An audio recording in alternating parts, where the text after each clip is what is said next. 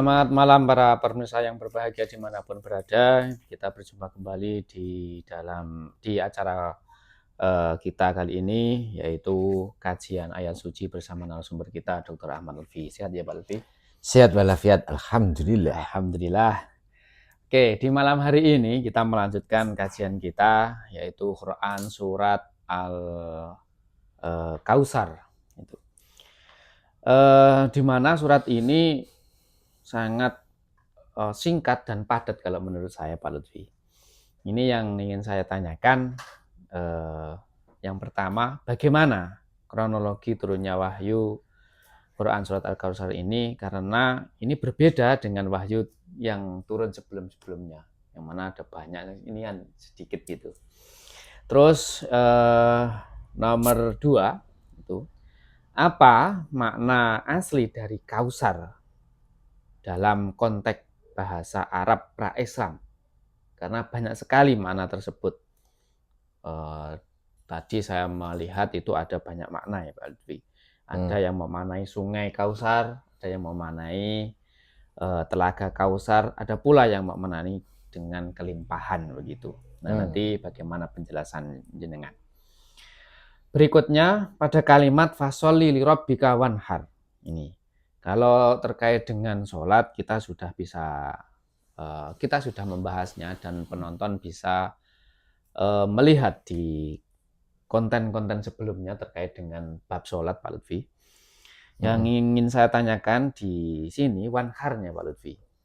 Nah, apakah kurban yang dimaksud dalam surat tersebut ini ada hubungannya dengan kurban yang dilaksanakan pada hari Idul Adha itu, atau ini merupakan ritual pagan Arab gitu Pak Lutfi. Yang terakhir ini, bagaimana kita memaknai inna syani'aka huwal abtar, yang mana abtar ini kan putus mananya. Nah, menurut jenengan nanti bagaimana penjelasan dari 4 pertanyaan ini? Monggo. Ya, okay. Saya akan menjawab terkait dengan 4 pertanyaan yang Anda munculkan, namun penting untuk mengingat beberapa surat-surat yang turun sebelum Al-Kautsar ini. Oke. Surat terdekat yang turun yaitu surat Al-Alaq ayat 6-19. Yang sebelumnya itu terkait dengan Al-Infitor, yang sebelumnya Al-Zalzalah, yang sebelumnya Al-Qari'ah begitu. Yeah. Di mana kemunculan 4 surat yang saya sebutkan tadi sebelum Al-Kautsar itu terkait dengan terbitnya Sakhifah Quraisy. Yeah. Nah, itu. Nah, di dalam hal ini turunnya Al-Kautsar terkait dengan kondisi yang ada itu sebetulnya masih terkait juga dengan terkait juga dengan dampak. Oh, dampak ya. Dampak dari kemunculan Sakhifah Quraisy itu. Nah, dampak yang dimaksud itu di dalam hal ini itu apa?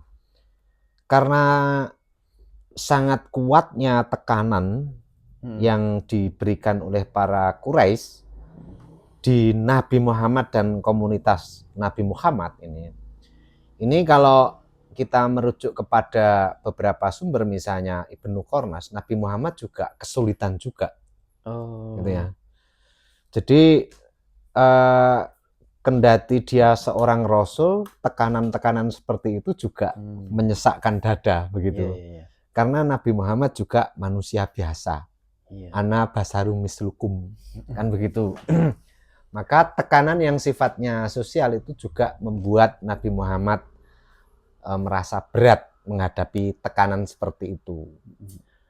Nah, beratnya tekanan yang diterima oleh Nabi Muhammad terkait dengan munculnya Sakhifah Quraisy itu membuat Tuhan gitu ya mencoba mengingatkan kembali kepada Nabi Muhammad. Begitu. Nah, mengingatkan kembali itu adalah mengingatkan akan nikmat Tuhan yang telah diberikan Tuhan kepadanya. Gitu loh. Nikmat Tuhan yang telah diberikan kepada Nabi Muhammad ini cukup banyak gitu. Makanya di situ disebut Kautsar gitu. Kautsar ini makna simpelnya itu adalah nikmat yang sangat banyak. Itu. Nikmat yang sangat banyak itu seperti apa? Itu. Kita ingat bahwa Nabi Muhammad ketika masih anak-anak itu kan dia dikenal sebagai penggembala. Ya. Ya kan?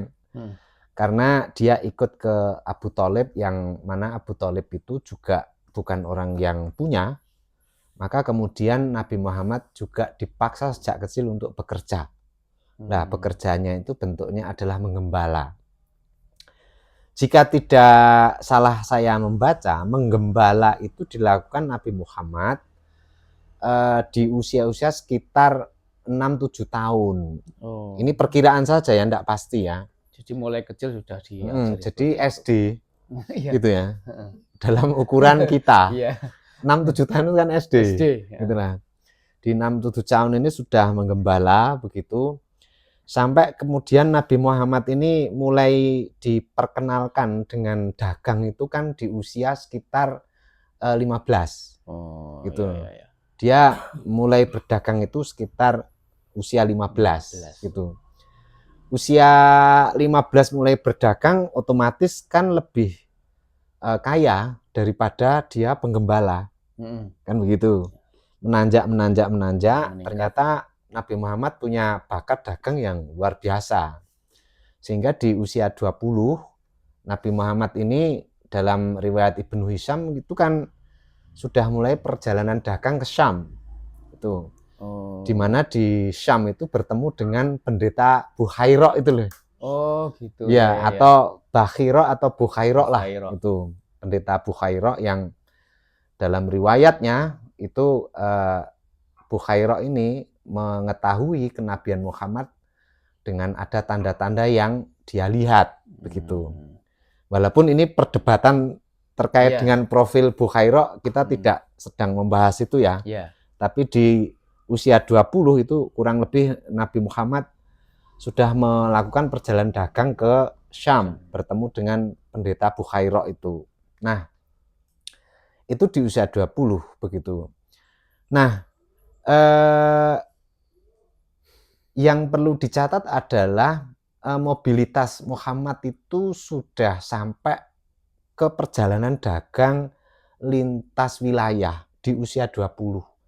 Itu berarti dia satu punya bakat, yang kedua dia memang dianggap pada waktu itu orang yang bisa melakukan misi itu.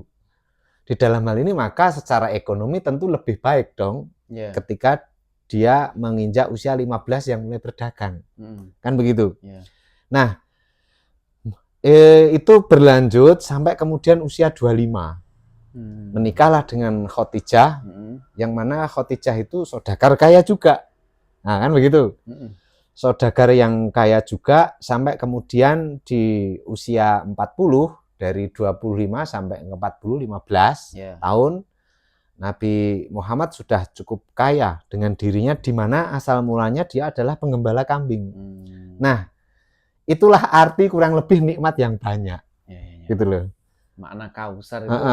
Makna kausar itu menggambarkan profiling Nabi Muhammad dari awal sebagai penggembala di usia 6 tahun atau 7 tahun itu, yang tentu sangat menderita ya. Anak usia 7 tahun sudah dibebani untuk mencari penghasilan sendiri, begitu. Karena orang tuanya sudah tidak ada, pamannya pun juga bukan orang yang punya. Nah, di dalam konteks ini mulai di usia 15 sampai usia 40 itu peningkatan ekonominya Nabi Muhammad ini kan menanjak terus, gitu. Sampai menikah dengan Khadijah lebih menanjak lagi, gitu. Saya beri gambaran terkait dengan bagaimana kekayaan Khadijah itu. Khadijah ini satu perempuan di Mekah yang secara ekonomi cukup bagus ya. Saking bagusnya, si Khadijah itu punya kebiasaan setiap 2 bulan sekali kalau nggak salah. Itu menjamu seluruh orang-orang yang ada di Mekah. Itu bagaimana? Setiap 2 bulan. 2 bulan sekali. Gitu. Jadi bisa Anda bayangkan 2 bulan sekali menjamu orang yang Mekah itu kan berarti orang kalau secara kekayaan memang betul-betul ndak sisa, kan ndak mungkin dilakukan itu. Begitu. Nah, cuman memberi makan orang banyak di sekitar Mekah setiap 2 bulan sekali itu bukan kok makanan bergizi gratis begitu, bukan begitu ya. Tapi memang betul-betul makanan bergizi begitu loh. Iya. Yang tidak bisa makan roti dikasih roti begitu. Dan seterusnya. Sampai kemudian Nabi Muhammad menerima wahyu di usia 40, lalu kemudian dia harus melakukan dakwah dimulai usia 40 itu sampai kemudian terbitnya Sakhifah Quraisy. Dengan terbitnya Sakhifah Quraisy itu dia tertekan begitu. Karena tertekan lalu Nabi Muhammad ini mulai berat ya, maka Tuhan mencoba mereview. Oh iya. Gitu loh. Iya. Mereview kenikmatan yang telah kamu terima. Bukankah aku ini telah memberikan kami ya? Bukankah kami ini telah memberikan kamu nikmat yang banyak? Begitu loh. Jadi tekanan yang kamu derita di saat ini dengan terbitnya Sakhifah Quraisy itu, dengan nikmat yang kamu terima itu belum apa-apa, kurang lebih seperti itu.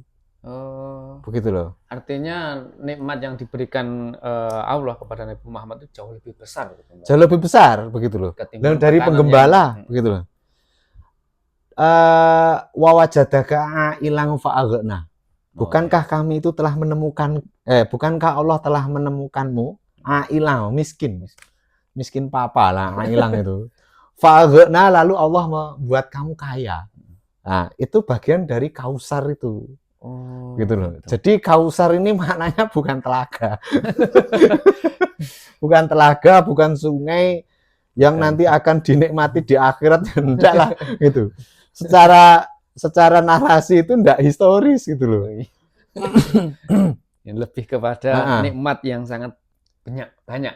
Yang sangat banyak dia terima begitu. Nah, di tengah-tengah orang Bani Hasyim yang pada waktu itu sangat miskin ya, karena Bani Hasyim itu mulai disingkirkan oleh kelompok Quraisy Malak yang kita sering sebut itu kelompok 9 naga itu mulai disingkirkan, di mana nasibnya yang sedikit baik dari sekian Bani Hasyim itu adalah Nabi Muhammad.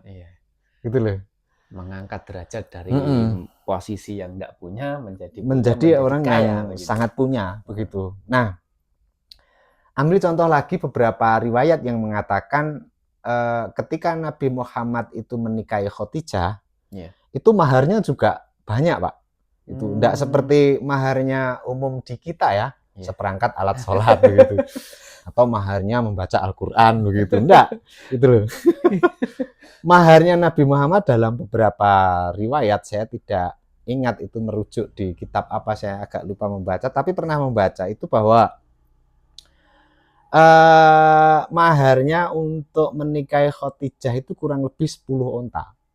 10 onta. Ambil contoh saja, misalnya 1 onta itu harganya 30 juta. 10 onta itu berarti 300 juta. Begitu loh. Kalau orang kita kan seperangkat alat sholat dan uang 1 juta itu udah banyak itu. Begitu. Nabi Muhammad itu 300. Belum lagi itu emasnya ya.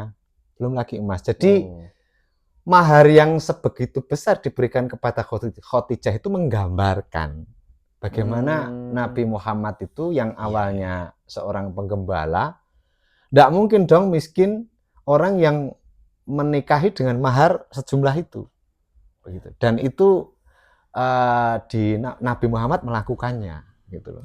Nah, dalam konteks ini maka sebetulnya tekanan Quraisy yang memberatkan Nabi Muhammad sedemikian rupa, toh di situ masih ada Khadijah. Gitu loh. Toh kekayaan kamu juga masih cukup lah untuk kamu bertahan hidup. Daripada kamu dulu seorang penggembala atau sipet gitu. Itu makanya inna a'toina kal kausar. Sesungguhnya kami telah memberikanmu nikmat yang sangat banyak. Jadi tidak usah baper-baper merasa paling menderita gitu loh. Artinya itu bahasa kasar kita. Allah itu memberikan flashback bahwasanya nikmat yang sangat besar itu telah diberikan kepada Muhammad itu ya. Nah, Oh. begitu. Nah, itu lalu kemudian dilanjutkan di ayat setelahnya, di ayat kedua itu. Fasholli li rabbika wanhar. Itu kita ingat ya, fasol itu maknanya adalah tasdikul lil wahyi.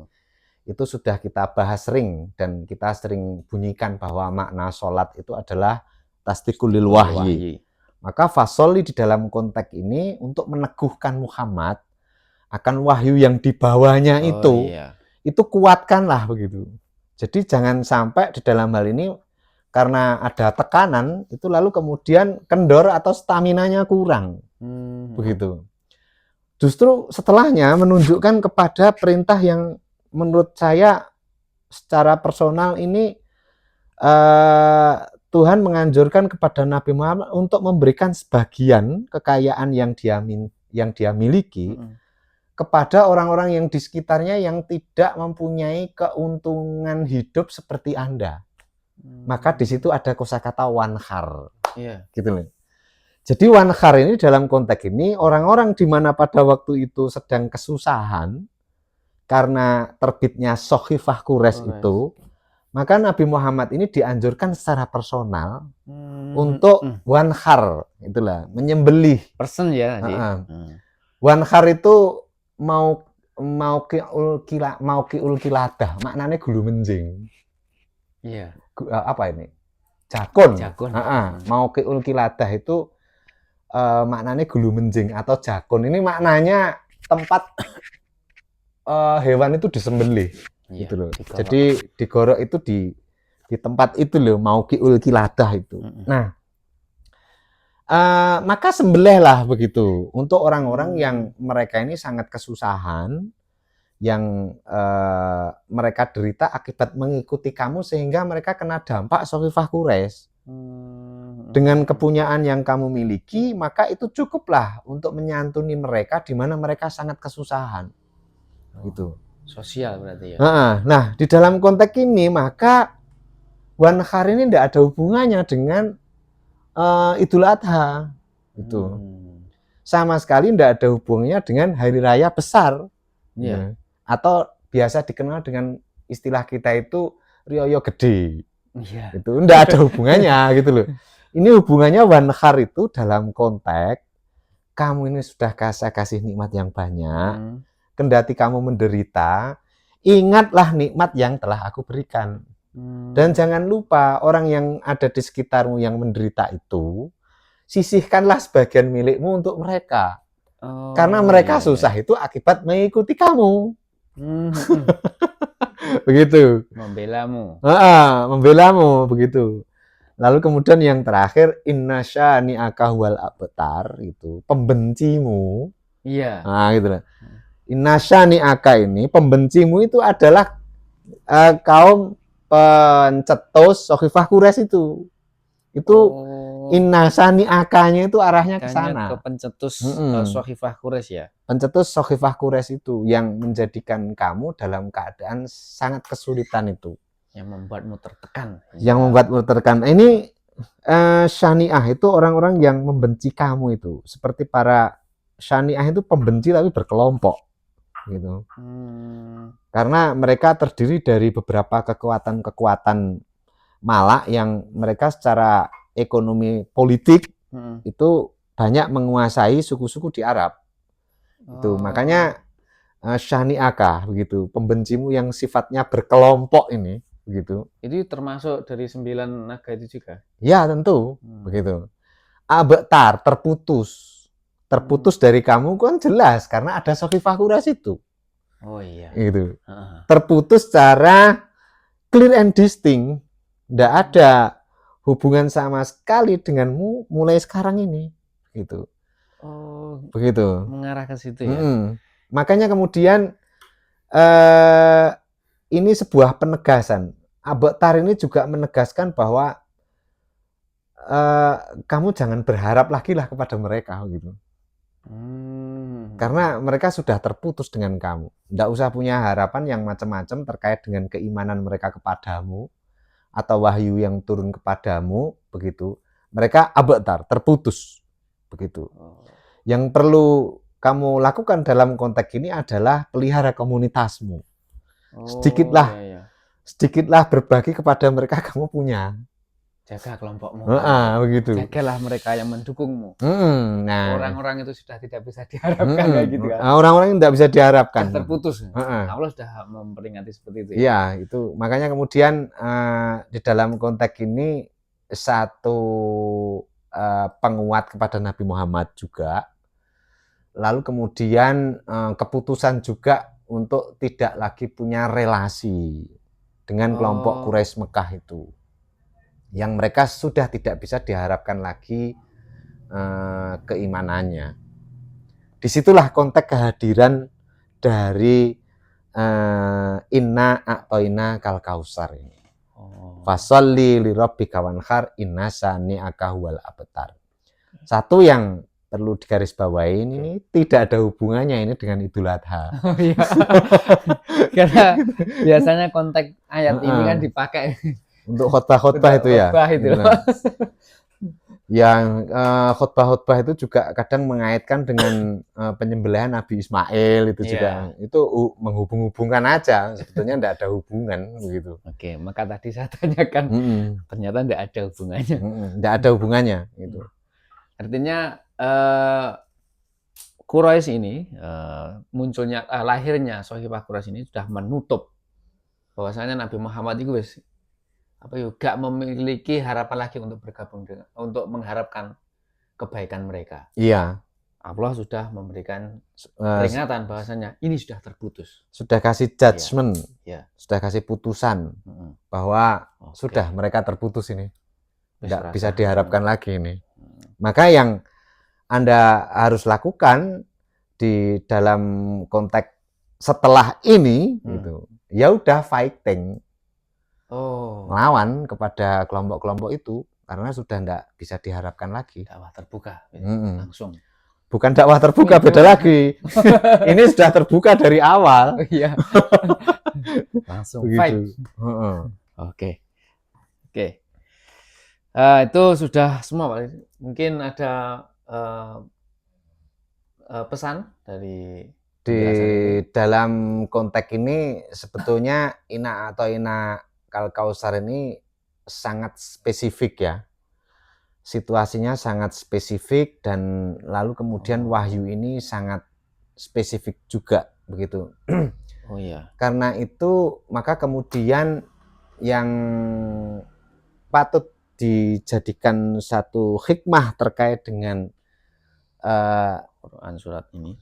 Quran surat Al-Kausar ini bahwa kendati Rasul pun yang dia itu di backup kuat sama Allah beserta malaikatnya begitu.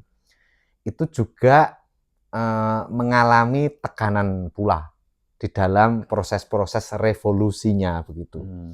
Jadi yang namanya Rasul itu juga tidak lepas dalam konteks hukum sosial begitu. Kalau Anda melakukan tindakan-tindakan seperti itu, seperti yang dilakukan oleh Nabi Muhammad, konsekuensi seperti itu yang memang harus ditanggung. Begitu. Nah, Tuhan di dalam hal ini, karena Tuhan itu yang menyuruhnya, maka kemudian Tuhan pun memotivasi, memperkuat, dan kemudian memberi petunjuk. Bahkan dalam ayat-ayat selanjutnya nanti, Tuhan pun juga ikut mengecam lagi. Karena ada kecaman. Setelah ini ayat-ayat kecaman yang berbau akhirat akan muncul lagi begitu. Yang berbau hal-hal yang ukhrawiyat gitu. Teologi hari akhir. Mengarah ke akhirat ini. Itu mulai ditampilkan nanti setelah ini. Begitu Pak Lutfi? Ya. Begitu pemirsa penjelasan dari beliau terkait dengan Quran surat Al-Kausar ini sudah panjang lebar. Apabila masih ada yang mengganjal, yang perlu ditanyakan, maka silakan ditanyakan di dalam kolom komentar. Begitu dari penjelasan beliau, kita akhiri, kita ketemu lagi di episode berikutnya. Sampai ketemu lagi, see you next time. Oke. Amin.